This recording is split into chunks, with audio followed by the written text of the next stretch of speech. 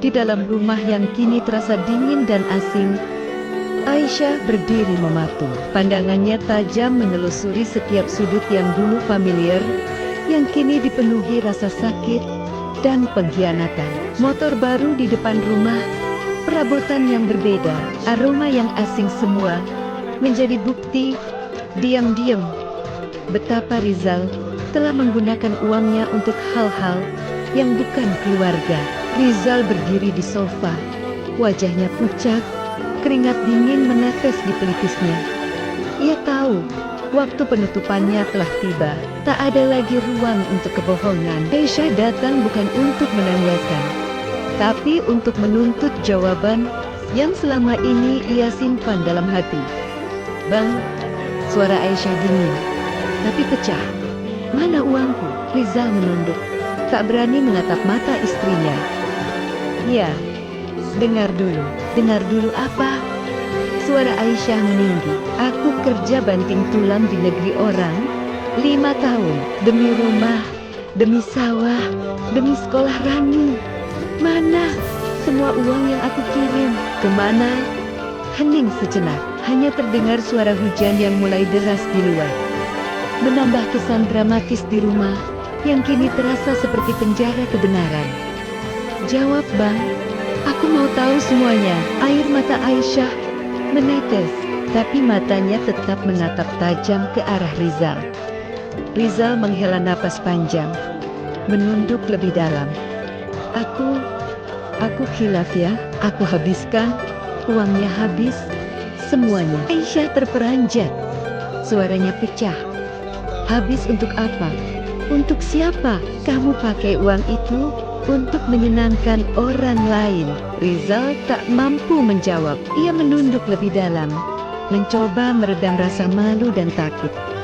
"Bang, jawab." Aisyah menuntut. "Apa yang kamu lakukan dengan semua pengorbananku, dengan semua jerih payahku di negeri orang?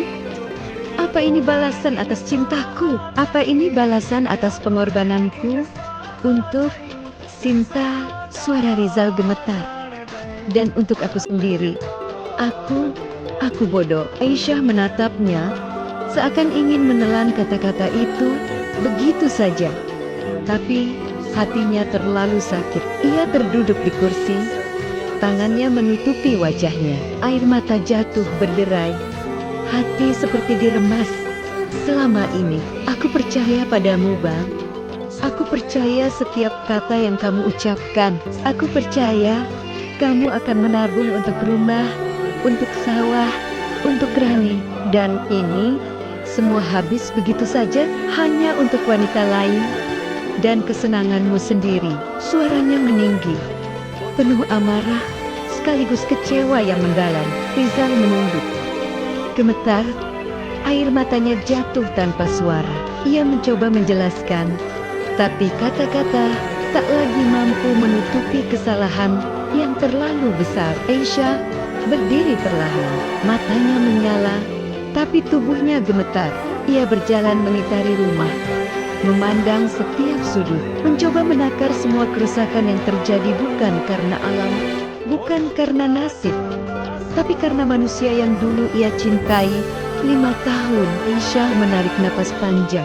5 tahun aku jauh dari anakku, jauh dari rumah, bekerja tanpa kenal lelah, menahan rindu, menahan sakit, demi kamu, demi keluarga kita. Dan kamu hancurkan semuanya. Kamu khianati aku, Bang. Kamu khianati Rani. Kamu hancurkan keluarga kita sendiri. Rizal menangis. Ia tak bisa berkata apa-apa lagi. Kata-kata sudah habis.